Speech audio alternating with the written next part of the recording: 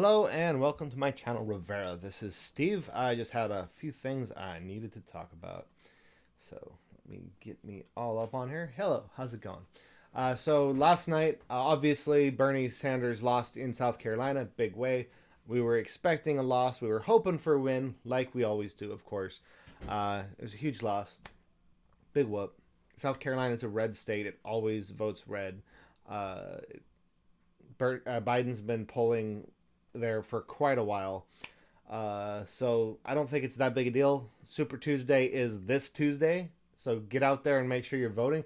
I'm about to go out and canvass. So I just wanted to record this real quick. Do it via stream just because. And then I'm going to be out there hitting the streets. So hopefully you get out there and join me because this is super important. Bernie is going to crush Super Tuesday. Certainly. Certainly. The only question is by how much. And that matters. So we need to get out there and do everything we can to help him crush it. He's going to win California. He's won all the polls in forever by, I think, a lot of them are double digits. But I'm still out there canvassing because we need as much margin as we can. Every person out there working for him, if we get, 50% of the vote instead of 46, like whatever it is, every little bit matters. So get out there and join with me. But I did want to talk about what happened yesterday. So South Carolina tanked, and because of that, Tom Steyer had something to say about it. People, but I said if I didn't see a path to winning, that I'd suspend my campaign. And honestly, I can't see a path where I can win the presidency. So am I going to continue to work on every single one of these issues? Yes, of course I am, because I've never stopped. That's what I'm here for. And let me say, I kept trying to say this during the campaign, I'm a huge grassroots person. You listen to the whole speech. It's pretty good. Tom Steyer is probably a good guy. He released some kind of anti-Bernie, anti-Medicare for all ads. Wasn't too crazy about. But he's not nearly as much of the problem as Bloomberg is. And he did the right thing here, and he needs to be given credit. So I see a lot of Bernie supporters kind of flipping him off, and good riddance. And that's not how you win his supporters over. Give him credit. He's doing the right thing. This is what everybody should be doing. If you don't have a path to the victory, why the fuck you in the race? And that's the question the entire everybody should be asking Pete Buttigieg, Amy Klobuchar, and Elizabeth Warren, as well as everybody else. That's not Joe Biden and Michael Bloomberg. Because Joe Biden, Michael Bloomberg, and Bernie Sanders are the only people who have any freaking chance of winning this thing. So why are the other ones even in it? Well, Tom Steyer did the right thing. He was like, there's no path to win. If you're staying in, even when there's no path to win, there's only one reason you're doing that, and that's because you're trying to split the vote and create a brokered convention so that then superdelegates can come into play, and all of a sudden now Bloomberg wins. He's already planning on this. He's already working on this. He's already buying superdelegates. Nobody, and this is the thing, this is very important. Like Elizabeth Warren's been saying some stupid things, and if she thinks she's going to go into the brokered convention and come out the winner, she's delusional. She's not. They don't trust her because of her. She has been progressive in the past. She's not so much now. They're not going to trust her. They're not going to pick her. Now, best case scenario for her would be she sells delegates and her soul to Bloomberg and gets VP. It's also possible Bloomberg, I would say a smaller possibility, but it's possible Bloomberg doesn't want to be president, so he king makes somebody else at the brokered convention. But nobody else is going to win a brokered convention that Michael Bloomberg doesn't approve of. And anyone thinking otherwise is being delusional. So let me lay this out for you. Obviously, he's already plotting on it. Let me show you two things real quick, and then I'll get into it. So this is the 2016 Democratic primary. Excuse me. Look at this graph here. I've seen a lot of liberals talk about how Bernie Sanders lost in 2016, like wow, and they don't give him credit for what he achieved. He went up against the most powerful political machine of modern history before 2020.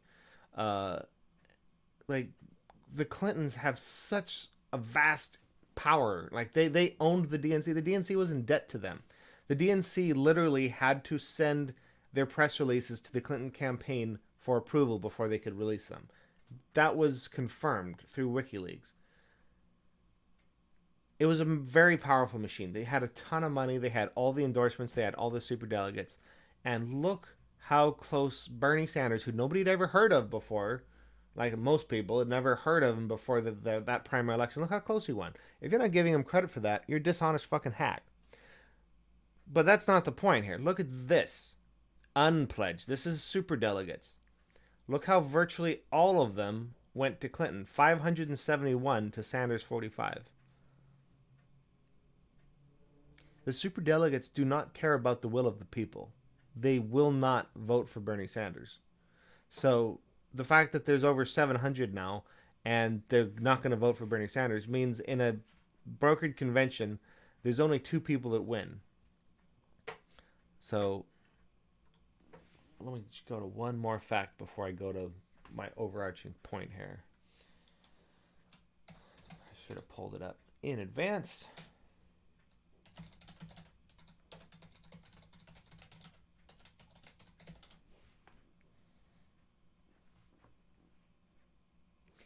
Oh, so the total price tag for the presidential and congressional elections combined, talking Democrat and Republican, was $6.5 billion. Pretty sure like Hillary spent like a little over $1 billion. Let's see.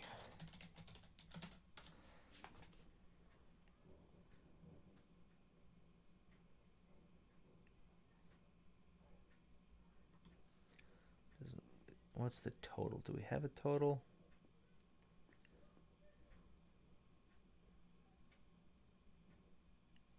Anyway.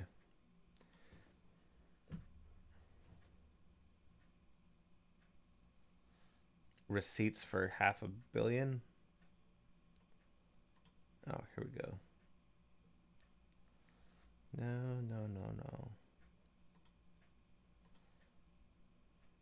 So the Obama campaign spent $400 million in 2012, which is nothing nowadays. So here's the point. Obama spent $400 million. I'm having trouble finding the exact number. Hillary spent over $1 billion though. The total between all congressional races and the presidential election, Republican and Democrat, was $6.5 billion. Now take that information and let's look at this graph. This is the candidate's wealth to scale. Each one of these little blocks is $1 million. So Pete Buttigieg has 1/10 of one. Amy Klobuchar has 2. Bernie Sanders has 2.5. Joe Biden has 9. Elizabeth Warren has 12. Didn't know she was so wealthy. Tom Steyer looks pretty rich. Each one of these is $1 million. Now credit to him, he's been spending it hand over fist. This election, he spent several hundred million, so you can take a few of these lines right off. Like, that was a pretty significant percentage of his personal wealth. And the fact that he was willing to drop out instead of push his luck, even after he invested that kind of money, kudos to him. Good for him. And he's still working. He's still fighting for climate change. I don't like billionaires, but he's probably the best of the billionaires we got. So, all right. But Michael Bloomberg isn't just another billionaire. It's funny how often Tom Steyer and Bloomberg get lumped in as the billionaires. But look at the difference in scale here. Here we have Tom Steyer, and then here we have Michael Bloomberg. That's not it. Here, let's page down. It's a whole other page. Let's do another whole other page. Oh, it's a whole other page. Oh, whole other page. Whole other page. Whole other page. Whole other page. Whole other page. Whole other page. Whole other page. Whole other page. Half a page. That's Michael Bloomberg's personal wealth.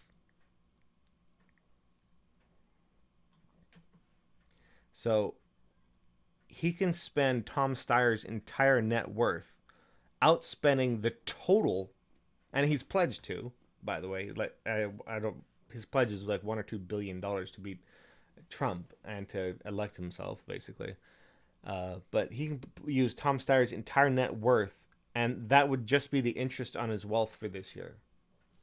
It would be saving him money over us putting in a wealth tax into an account. So when one person can give you all the money the entire campaign spent the last cycle. I mean, think about this. Think about this. How much work went into raising the money that Hillary Clinton spent in 2016?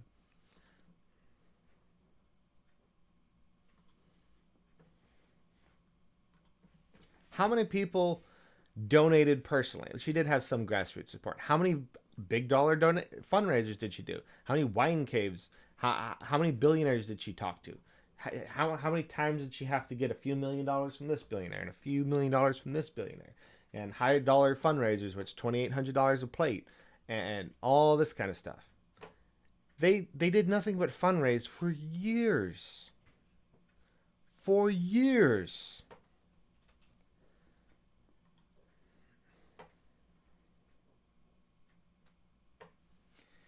The presidential contest was $2.4 billion total between Republican and Democrat. All right. Now, when one person is like, "Nah, don't worry about all that fundraising. I'll stroke a check for all of it." Who the fuck do you think is going to beat them? Now, I tell you what, the people can beat him. If Bernie wins with over 50% of the delegates, dunzo. Fuck Bloomberg. And just to bring it up, because somebody will, yes, Bloomberg has said he's going to support the nominee and he's going to put money out there. And somebody on Bernie Sanders' campaign said they wouldn't take it. Well, that's lovely. Presidential campaigns can't take more than $2,800 from any individual person. So people acting like that's going to hurt him, it's not. The fact is, campaigns have no control over super PACs by law. So if Bloomberg wants to help, he can, whether Bernie likes it or not. Like, that's irrelevant. Whether he approves of it or not is irrelevant. But by rejecting it, he's not in the pocket of Bloomberg. So if Bloomberg wants to help beat Trump, he can go for it. But we don't want our politicians indebted to him either.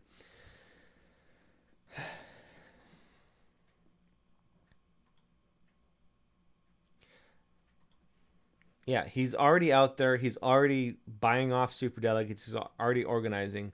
There's only two ways this election goes. The money wins or the people win. And that's why I'm Bernie or Vest. Bernie or Vest is different than Bernie or Bust. So let's talk about 3 hashtags real quick. So for a while there, I was saying hashtag vote blue no matter who, except Bloomberg.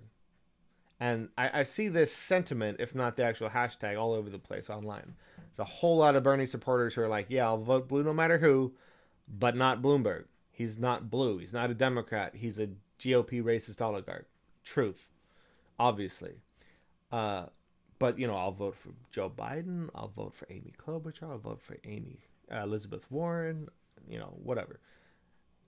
Well, here's the thing, people.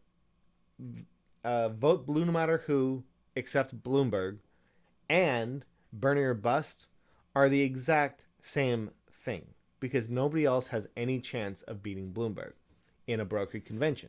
Now, I'm not saying he's going to win. Joe Biden is probably going to be the runner-up. Chances are. We'll see how Super Tuesday shakes out. It's possible Mike Bloomberg could pull ahead, but Joe Biden and Mike Bloomberg are the two runner-ups to Bernie Sanders, who has by far the most support right now. We can look at that too. What are the current projections? So yeah, 538. His odds have gone down substantially. The brokered convention odds are by far the highest, but he's still doubling Biden, and Bloomberg isn't being given much credence by 538 because they're talking about their chance of winning over half the delegates. And he has virtually no chance of that. I'm not talking about him legitimately winning the primary, because Bloomberg won't. but he will win a brokered convention. Money talks and the rest walk. It's just like you don't understand how our system works if you think somebody offering to bankroll the whole thing out of his fucking petty cash isn't going to swing the people's votes in the brokered convention.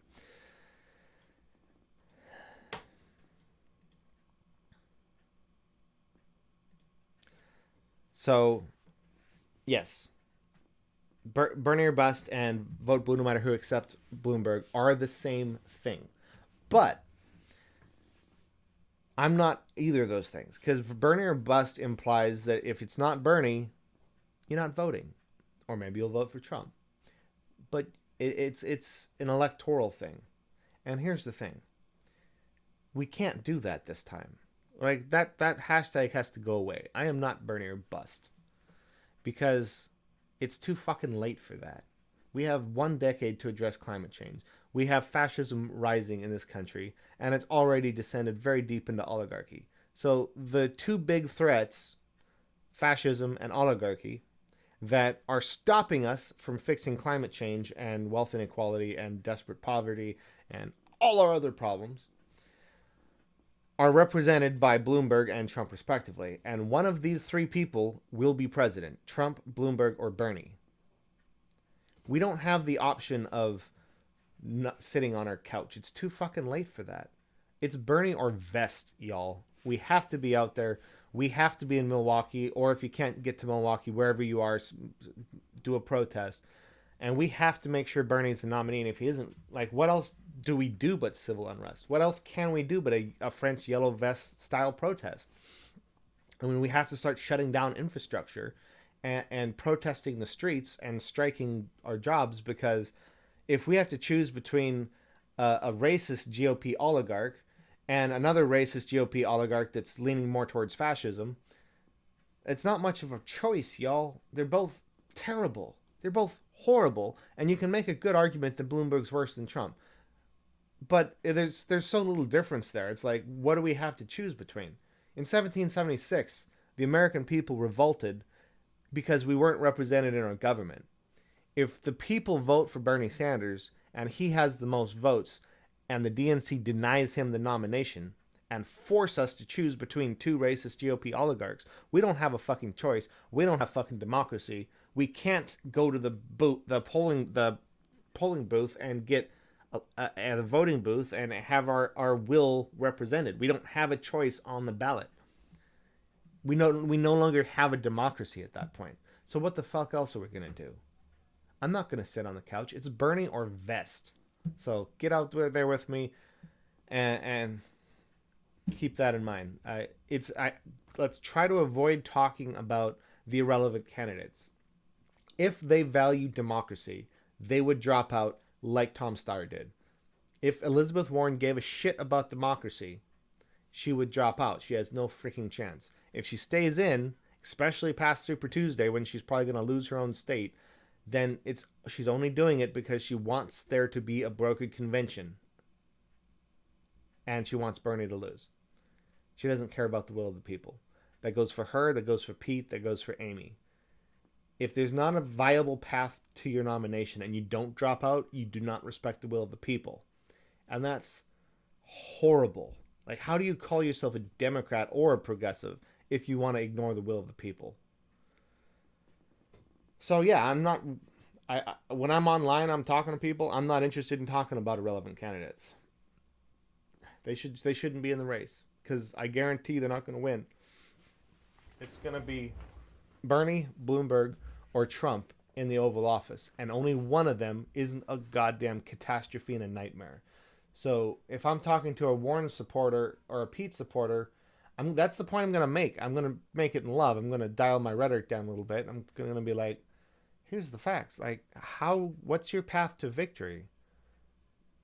And what's anybody's path to victory over Bloomberg given his wealth? How's anyone else going to beat that? All this. I shouldn't just point to that part. They're not going to beat that in a brokered convention. So your true choices, whether you're seeing it like this or not, you're picking between Bernie Sanders, A man with integrity has been fighting for the people his whole life. Even if you disagree with him on a couple policies, it doesn't matter. He's not a god king. He's not going to pass everything without support of Congress. I mean, that's a reality I think all Bernie Sanders supporters realize. Some of the things he can do on his own, a lot of them he can't. So if you don't like all his policies, don't worry about it. There's Congress here. But he's a good person. He's got integrity. Like, the choosing between Bernie and Bloomberg or Bernie and Trump should not be freaking difficult. And that's a very much easier discussion to make than Elizabeth Warren versus Bernie Sanders. If you're a Warren supporter, great. Like, she would be the best president we've had in modern history. In spite of everything I don't like about her, which is a long list, she would be the best president we've had in modern history. But that's not a real choice. That's fantasy land. She has no chance. She's not even registering in the projections. She doesn't even have 1%. She has no path to victory. She's probably going to lose her own state.